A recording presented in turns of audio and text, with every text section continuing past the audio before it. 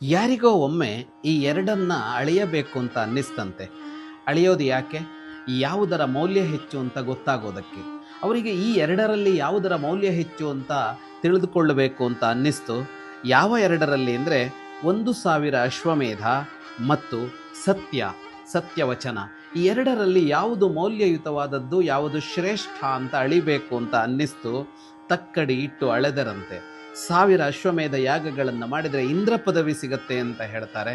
ಇನ್ನೊಂದು ಕಡೆಗೆ ಸತ್ಯವನ್ನೇ ಹೇಳುವ ಬದುಕೊಂದಿದೆ. ಇವೆರಡರಲ್ಲಿ ಯಾವುದು ದೊಡ್ಡದು ಅಂತ ಅಂದರೆ ಸತ್ಯವೇ ದೊಡ್ಡದು 1000 ಅಶ್ವಮೇಧ ಯಾಗಕ್ಕಿಂತ ಅಂತ ನಿರ್ಣಯ ಆಯಿತಂತೆ ತಕ್ಕಡಿಯಲ್ಲಿ ತೂಗಿದಾಗ ಅಂತ ಒಬ್ಬ ಪ್ರಾಜ್ಞ ಹೇಳ್ತಾನೆ.